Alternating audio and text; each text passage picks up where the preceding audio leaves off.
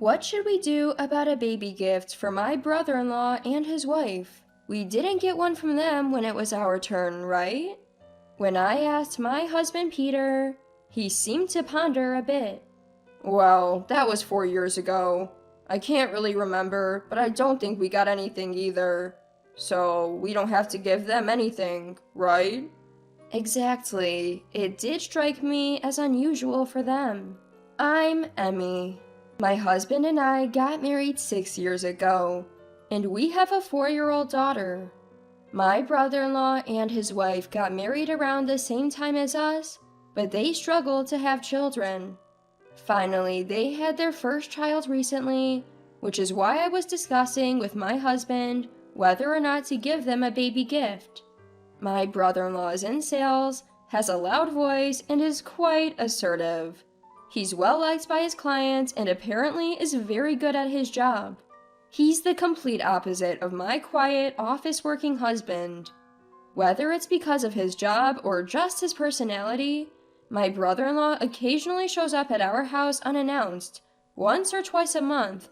However, he always brings a small gift and never fails to send us presents for Thanksgiving and Christmas. We've received various things from them over time. We didn't get a baby gift when our daughter was born, but maybe we should give them one this time? When I mumbled that, Peter responded, "The gifts are compensation for showing up without notice, and we also give them stuff for Thanksgiving and Christmas, so it's fine." My husband doesn't like his routine disrupted, so he's not thrilled when my brother-in-law suddenly comes to visit. You have a point. And so we decided not to give my brother-in-law a baby gift, and instead opted to simply call and say, "Congratulations."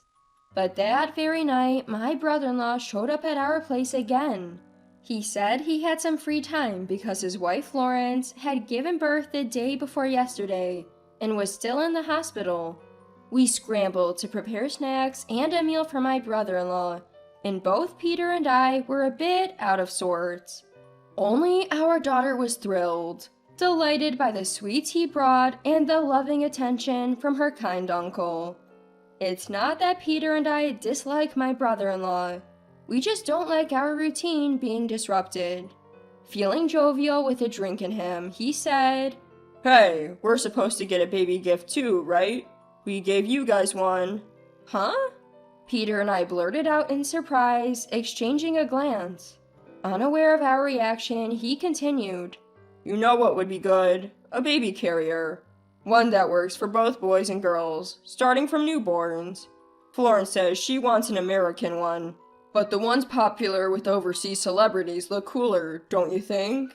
He showed us his phone as he spoke. I've raised a child, so I'm familiar with a variety of baby items. Overseas products look chic and are visually impressive, but the safety standards can be a bit different, and these carriers can be hard to use for petite women. My brother-in-law is a big guy who played rugby in college, but my sister-in-law is petite and slender. Brother-in-law, overseas brands might not be suitable for your petite wife. Instead of getting a unisex one, you might want to consider buying separate carriers. I couldn't help but offer some advice, and his face showed a bit of surprise. "Really? Had no idea. In that case, let's go with the American brand for Florence's baby carrier. I'll buy my own, so please send hers as soon as possible." He laughed heartily. That night, neither Peter nor I could bring ourselves to say that we hadn't received a baby gift from him yet. We both agreed that we hadn't received anything, but after being so boldly told by him that he had given us a baby gift, we started to lose our confidence. What should we do about the baby gift? I asked Peter, who pondered the question with a troubled look. "It's the thought that counts, right? And he does love his daughter." It seems Peter is leaning towards giving a baby gift after all. In the end, we decided to give $300 as the baby gift. That's enough to buy a high-quality American baby carrier and still have some change left. As someone experienced in parenting, I believe it's crucial to try on items related to a child's safety, like a baby carrier, so you can choose one that really fits. But Peter insisted. We should make it clear we haven't received anything. He seems quite firm on this point, and since it bothers me too, I'm glad he'll speak up. Next Saturday, Peter and I will bring a baby gift and some Jell-O for everyone to enjoy at my in-laws' house. The brother-in-law and his wife live with my in-laws, and my sister-in-law isn't planning to return to her parents' house for childbirth. I heard she was discharged on Thursday and is currently at her parents-in-law's home. In the living room, both sets of in-laws, my brother-in-law and his wife, and our family were all present. Peter hands the baby gift to my brother-in-law. My sister-in-law reaches over with glee and grabs the gift. My smiling sister-in-law said, "Thank you. You've given so generously as a thank you for everyday favors. The going rate for siblings celebrating is around $2,000, isn't it?" I was stunned, thinking how audacious she is. Both her attitude and words in taking the gift are just unbelievable. Peter, my in-laws, and even my brother-in-law were all taken aback. "Florence, that's rude," my brother-in-law softly reprimanded, but she didn't seem to care. "Well, I know you give a lot of gifts every time you visit Peter's house. We have to get something in return, otherwise it won't even out." Both Peter and the in-laws looked shocked, and my brother-in-law had a frown on his face. Is this how she really thinks? Peter and I exchanged glances. Come to think of it, it's mostly just my brother-in-law who visits us often. I then remembered we didn't interact much with my sister-in-law. But it's also inconvenient for us when my brother-in-law drops by unexpectedly. We never asked for gifts in the first place. I couldn't hold back my anger anymore. Before Peter could say anything, I blurted out, sister-in-law, just to clarify, we didn't receive a baby gift from you."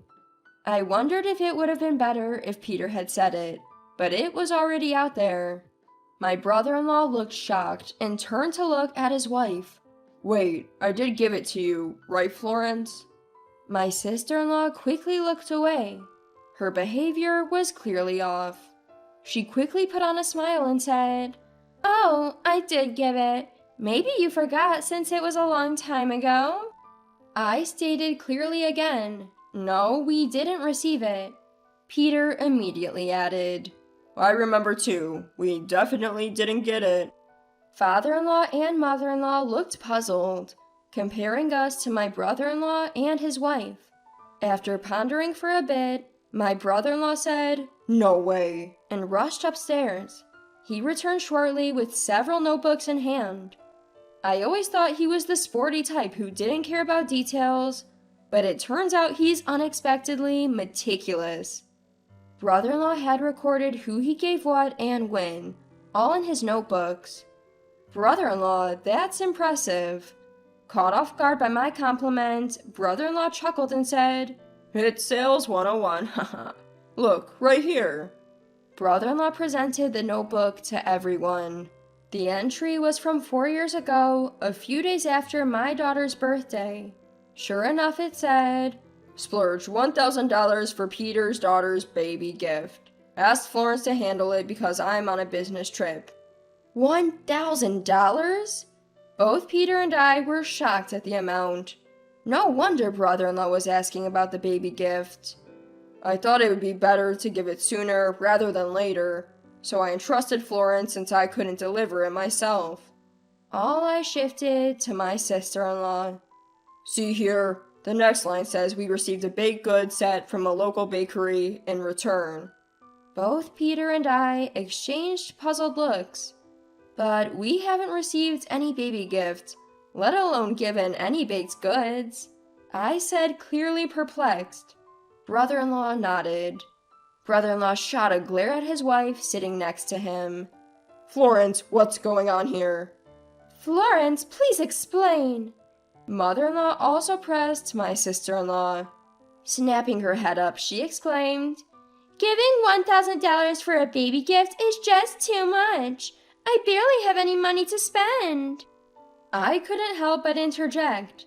Didn't you just ask for double the amount, $2,000 a moment ago?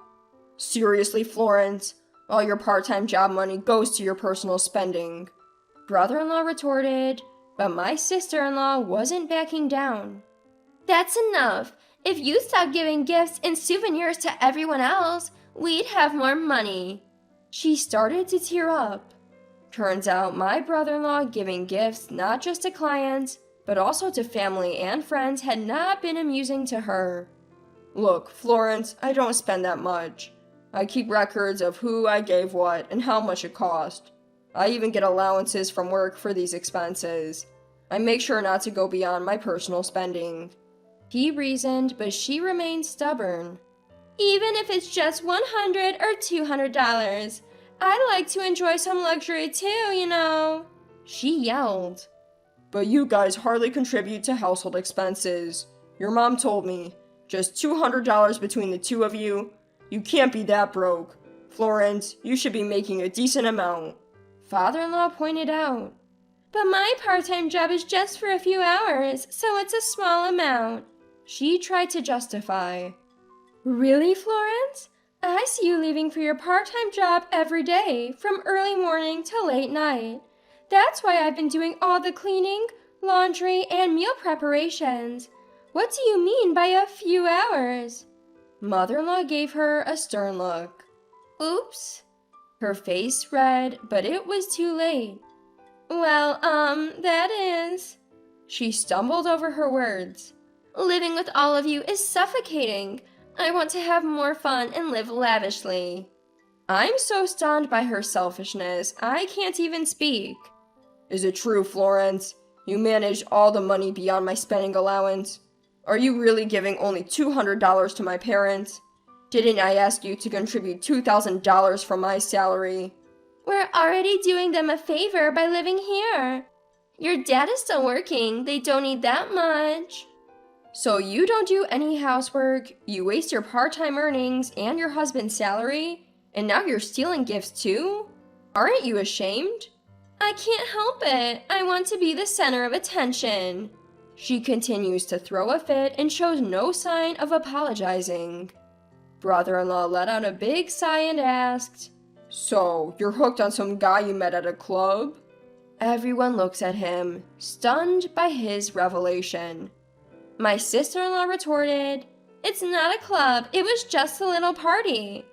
I was shocked and blurted out, Sister-in-law, you've been cheating too? Did you know about this brother-in-law? I had my suspicions and looked into it. Turns out she was really cheating. I was impressed by brother-in-law's quick thinking. No wonder he's a top salesman. It turns out brother-in-law had seen someone who looked like his wife hanging out with a younger man while he was out on business, but he chose to brush it off, thinking it was probably someone else. But it seemed like she probably wouldn't have cared if it were someone else. Let's get a divorce. I'll calculate all the money you've squandered partying and on your affair, and you'll pay it back. Also, we're doing a DNA test for the kids. Brother-in-law looked at his wife sternly as he said this. Please, no DNA tests! My sister-in-law screamed, making us wonder if the child might actually be from her affair. Mother-in-law frowned and said, I'm disappointed in you, Florence. You're just awful. Father-in-law also made his anger clear, saying, What a selfish daughter-in-law you are. Don't ever think you're a part of this family again. My sister-in-law clung to Peter and me, saying, You guys will be on my side, right? I responded, No chance. Aren't you the one who stole our baby gifts? Why should we help you? Take responsibility for your own actions. Is that so? My sister-in-law sank to her knees, but it was too late. That's how, from the stolen baby gifts to her affair, it came to light, leading to brother-in-law filing for divorce. DNA results confirmed the child was indeed from her affair. Brother-in-law sought legal advice and began the divorce proceedings. Sister-in-law moved back to her parents' home with the child, and her parents covered both her wasted expenses and the settlement. Once she recovers her health post-delivery, she plans to start paying back her parents. And then, about 2 weeks later, brother-in-law suddenly showed up at our house again. He came to return the baby gifts he had reclaimed from my sister-in-law. We gratefully accepted them and took the opportunity to bring up something that had been bothering us for a long time. Brother-in-law, thank you for the baby gifts. We also appreciate the regular gifts for our daughter and how you always treat her so well. But if I may, your sudden visits are a bit inconvenient for us. We have our own schedules too. Could you please call ahead next time? Brother-in-law looked puzzled for a moment, but then scratched his head and laughed, saying, "Ah, I see. Sorry about that. I'll be more considerate from now on." After that, he started contacting us before visiting, which not only made our daughter happy, but also allowed Peter and me to enjoy a stress-free relationship with brother-in-law.